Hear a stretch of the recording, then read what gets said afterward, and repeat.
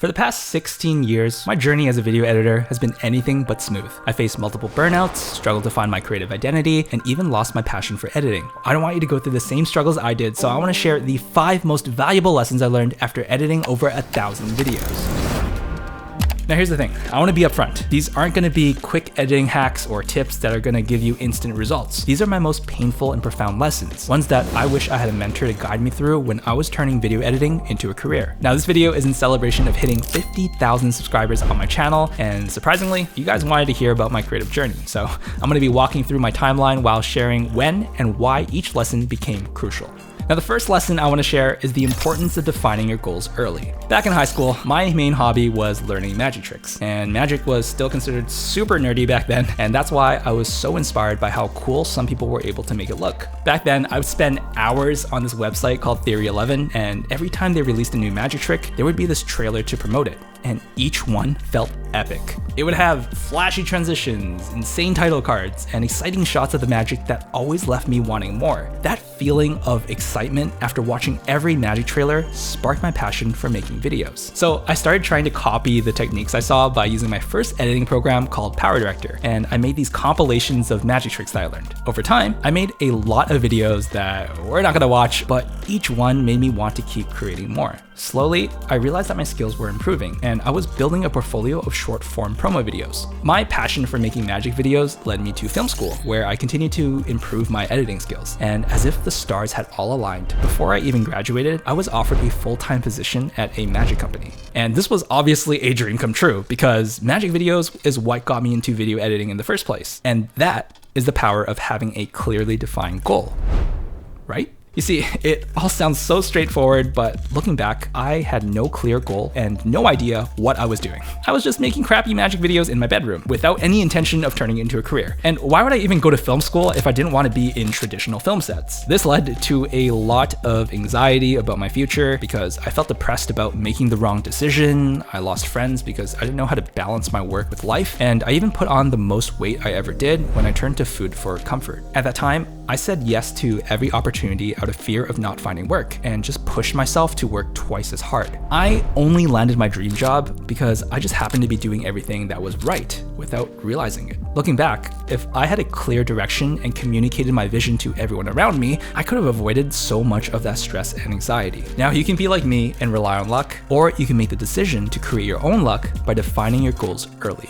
So because I landed my dream job, it never felt like work, right? This was true for the first 4 years of my career. Every day I was excited to tackle new creative challenges, and it felt like my enthusiasm was unstoppable. But because I loved what I did, I didn't notice the problems that were silently eating away at me. Which leads me to lesson number 2, taking time to reflect. It seems so obvious in hindsight, but hear me out. For 4 years, I was grinding away, feeling fulfilled by sharpening my skills, gaining experience, and learning to work under pressure. Every year, we did this recap video of all the tricks that we released, and every year, I felt like I did a little bit better. But then one day, I felt burnt out.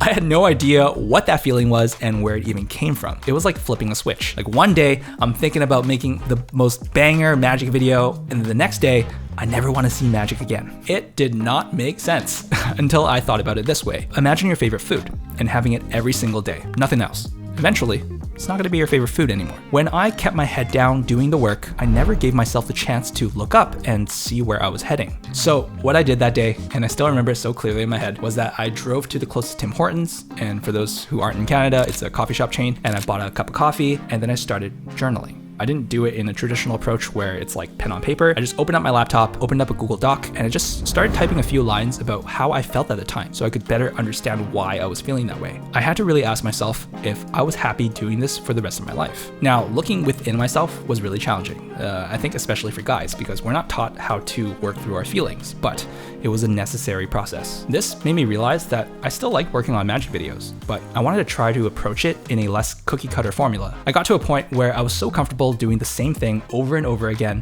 that I had stopped growing and challenging myself. I expressed this to my client and was given opportunities to work on different types of promo videos, vlogs, and even live show visuals. Each new project brought new challenges that rekindled my passion. So I encourage you to regularly check in with yourself and reassess whether you're happy with where you're at in your editing journey. This not only saved me from deeper burnouts, but it also took my career to exciting new directions. Now, as I began working on a wider variety of videos, I started noticing the gaps in my skills. That's when I discovered the value of having access to a wide range of creative assets to use no matter what project I worked on. I'm thankful that Artlist is sponsoring this video because their library of high quality music, sound effects, and templates have helped me fill in those skill gaps. For instance, if you've only edited corporate videos but want to pivot into editing music videos, you can easily use their filters to find the perfect song to edit to, download it, and then find the exact footage you need with their AI-powered search tool. Now, if you're worried about whether this footage will fit with the song that you downloaded earlier, don't worry. With unlimited downloads on Artlist, you can always go back and find another song that suits your vision better. What makes the world go round is talk about that churchy sound like we count bills by the pound is we can't stop 'cause we live it by the mind. Just like that, I get a taste of what it's like editing something different than what I'm used to. I've been using them for the past 4 years because I believe the key to thriving as a creative isn't just hard work, it's also having the right resources to deliver quality every time. If you're ready to take your videos to the next level, you can get 2 months off any annual subscription with my link. Thank you, Artlist, for sponsoring this video. Now, the next lesson I learned in my career was to not stress about having a niche. At first, I felt really comfortable working on magic videos because I was good at it and I knew what to do. But when I got a chance to work on other types of videos, I felt really nervous. This nervousness was way worse 7 years into my career when I decided to start freelancing, because it felt like such a huge gap when I wanted to pivot into new genres of filmmaking that I never explored before, like product videos or music videos. But the fear of failure was paralyzing and it always held me back from making that first step. Eventually, after some journaling at a bunch of different coffee shops, I knew that just like how I got into magic videos, I had to start somewhere. So I started saying yes to jobs outside of my comfort zone. Now, of course, the last thing that I want to do is disappoint my new clients and just have them never hire me again. So what I did was I had a criteria to manage risk. I only said yes if I knew that it was still within my technical skills, was only slightly more challenging, and was something that I was genuinely interested in getting better at. For example, I recently shot a product video for a handheld smoke machine. Now, although it's not a magic video, I used my existing skills and learned new ones as needed. Instead of focusing on the magic and people's reactions, I replaced it with more shots of the product and showing it used in different environments. At first, each time I tried something new, I was worried that I had bit off way more than I could chew. But by following my little criteria, I was able to pull off every new video project that I took on. Except for one. We're not gonna talk about that in this video. Maybe the next video if you guys wanna hear about it. But I found that even if I'm a jack of all trades, leveraging my variety of skills brought something unique to each project I worked on. And that's how I learned that you don't need to pigeonhole yourself into a niche. It's just as effective to follow your excitement and embrace new challenges. Instead of fitting into the niche, you become the niche. Speaking of new challenges, the challenge that I'm currently taking on is being a YouTuber. Now, it seemed like the most logical direction for my career, especially since I was already making videos for other people's YouTube channels while I was freelancing. But as I dove deeper into this journey, I have faced the harsh reality that turning your passion into work is pretty soul-sucking. Now, I always hear people say that when you turn your passion into your career, you'll never work a day in your life. Now, I believe that while there is truth in that, I think reaching to that point requires so much effort and perseverance. Because there have been so many moments in my career where it does feel like I'm just getting paid to have fun. But there were far more moments I had to just push through and grit my teeth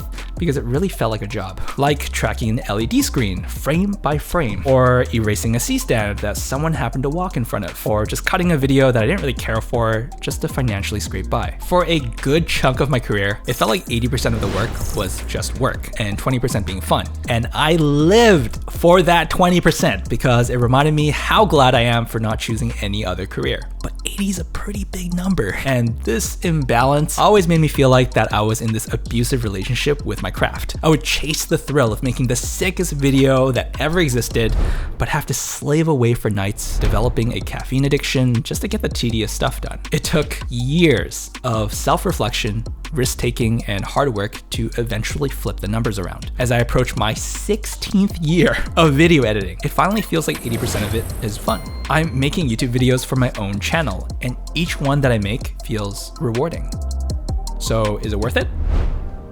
For me, absolutely, because I've never been able to imagine myself pursuing any other career. But turning your passion into a profession isn't for everyone. So if you want to keep your art sacred and love it relentlessly, I don't recommend turning it to a job. Otherwise, you go through the 5th and final lesson I learned: there's no such thing as separating life and work as a creative. I believe that there's a way to balance them, but I've never been able to fully separate the two. And it's always been this way for me, but it became even more apparent when I decided to focus on my own YouTube channel for the past 6 months. There's this TikTok that was trending about giving up your 9 to 5 to work 24/7. And I found it so funny because it's so true. Because I can't just clock out and stop thinking about work. I'll be at the gym and a video idea pops up in my head, so I start scripting on my phone while I'm on the exercise bike. And on weekends, I'm like lounging on the couch watching anime, but I'm zoning out because I'm thinking about that video I was editing yesterday and how if I had just placed that clip in the very beginning instead, it would feel so much better. And before I know it, Premiere Pro is opened up right in front of me. And look at that, I'm working on my weekends as well. You see, when I think of it as a job, it feels like something that I should avoid. And I feel guilty for not relaxing because I know I should rest, but I can't stop thinking about work. On the other hand, even if work is fun, there are some times where I don't feel like making a video or being in front of camera, so I feel bad for wanting a break. Mentally punishing myself for not separating work and life was really exhausting. And I've struggled with this guilt for my entire career and still sometimes do. But over time, I eventually accepted that it's not just a job, it's a lifestyle. I don't want to romanticize hustling 24/7 and just burning yourself out because I don't think that's a lifestyle.